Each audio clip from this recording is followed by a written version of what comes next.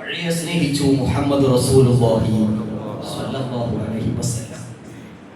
മഹാനായ അനസ് ബിൻ മാലിക് റളിയല്ലാഹു അൻഹു പ്രവാചകന്റെ ജീവിതത്തിന്റെ കാലഘട്ടത്തിൽ എന്നും പ്രവാചകന്റെ തണലായിട്ട് കൂടെ ഉണ്ടായിരുന്ന മഹാനായ അനസ് തങ്ങൾ, അദ്ദേഹം ഒരിക്കൽ ഒരു അനുഭവം പറയുന്നുണ്ട്. സ്വഹീഹ് മുസ്ലിമിൽ ഈ സംഭവത്തെ നമുക്ക് വായിക്കാം. അദ്ദേഹം പറയുന്നുണ്ട്, അസാബനാ വനഹ്നു മഅ റസൂലില്ലാഹി സ്വല്ലല്ലാഹു അലൈഹി വസല്ലം മത്തറു. ആദരവായ ഹബീബ് മുഹമ്മദ് മുസ്തഫ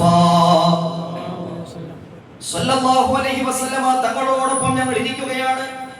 അങ്ങനെ പുണ്യ നബിയോടൊപ്പം ഞങ്ങൾ ഇരിക്കവേ ആ സമയത്താണ് മഴ പെയ്തത്. ഹബീബായ റസൂലുള്ളാഹി സ്വല്ലല്ലാഹു അലൈഹി വസല്ലം തങ്ങൾ എന്താ ചെയ്തത്? മഹാനായ അനസ് ബിൻ മാലിക് റളിയല്ലാഹു അൻഹു പറയുന്നു, ഫഹസറ റസൂലുള്ളാഹി സ്വല്ലല്ലാഹു അലൈഹി വസല്ലം സൗബഹു ഹത്താ അസാബഹു മിനൽ മതർ.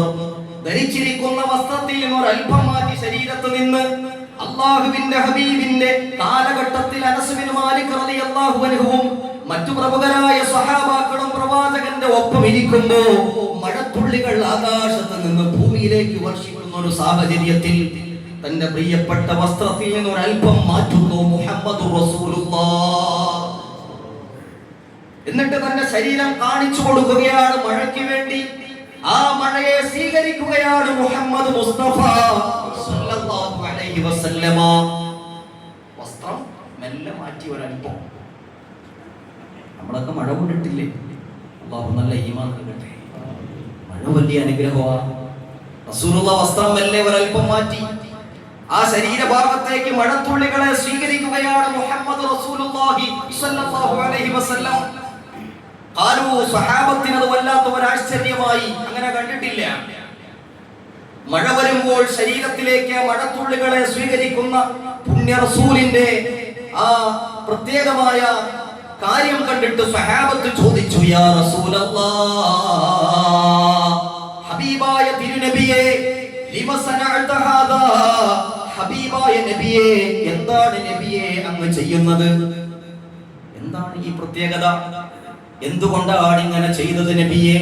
ലിമ സനഅത ഹാദാ യാ റസൂലല്ലാഹ്, ഹബീബായ നബിയേ, ശരീരത്തിൽ നിന്ന് വസ്ത്രം മാറ്റിയിട്ട് മഴത്തുള്ളികളെ അങ്ങ് സ്വീകരിച്ചത് എന്താണ്? നിങ്ങൾ പതിവില്ലാത്തതാണല്ലോ മുഹമ്മദ് റസൂലുള്ളാഹ് സ്വല്ലല്ലാഹു അലൈഹി